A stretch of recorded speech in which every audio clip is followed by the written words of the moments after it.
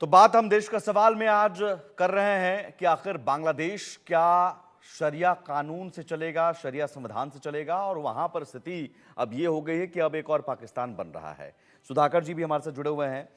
सुधाकर जी, 2 दिन पहले विजय दिवस मनाया और 2 दिन पहले हमने उस तारीख को याद करते हुए ये याद दिलाने की कोशिश भी की कि वो बांग्लादेश जिसका उदय हुआ और जय बांग्ला का नारा, बंगबंधु वहाँ पर, लेकिन उन सबको निशानी मिटाना, मूर्ति तोड़ना, और एक एक चीज़, एक एक स्टेप को हम अगर देखें अगस्त से लेकर अब तक, और अब ये हम जो देख रहे हैं कि माइक पर ऐलान किया जा रहा है कि कुरान लागू होगा, तो एक स्टेप बाय स्टेप यही है कि मकसद इस्लामिक राष्ट्र बनाना था।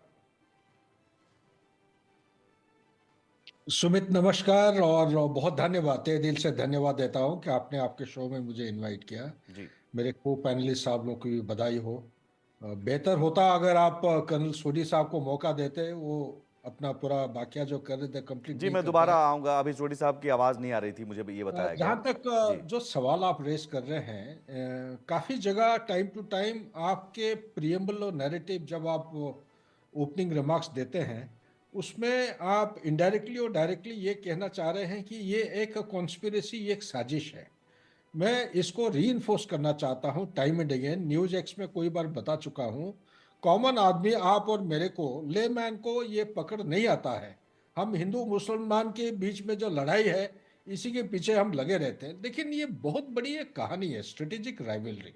अगर आपकी इजाजत है, जी, जो इंटरेस्टेड है, शायद आपके प्रोग्राम में, आपके चैनल में मैंने एक किताब दिखाया है, ये कैमरा के थ्रू ये दिखा रहा हूँ, ठीक है। ग्रेट गेम ये east. Great game east. East, हाँ, जिसको टाइम मिलेगा थोड़ा पढ़ लीजिएगा, और उसका पेज नंबर 306। जरा इसे फुल फ्रेम दिखाइए। जी, हाँ, 306 पेज नंबर। हाँ, बहुत विस्तार तरीके से लिखा हुआ है कि जो कुछ आज म्यांमार, मणिपुर और ये नॉर्थ ईस्ट में हो रहा है, ये एक स्ट्रेटेजिक गेम है। और स्ट्रेटेजिक गेम, ये बड़ा रिसर्च डॉक्यूमेंट है, ये एक थेसिस है किसी का। और इस थेसिस के अंदर बर्मीज लैंग्वेज में कोई एक आर्मी ऑफिसर बर्मा के टॉप सीक्रेट डॉक्यूमेंट का थेसिस है, 2004 को लिखे थे। ये 2006 को इनके पास किसी ने लीक किया है, कोई सीआईए एजेंट के जरिए से लीक किया है। उस पूरा डॉक्यूमेंट को बर्मीज भाषा से ट्रांसलेट करके पढ़ के उन्होंने खुद वो कंफर्म कर रहे हैं, यस, जो कुछ हो रहा है इसमें अमेरिका का हाथ है। क्यों है?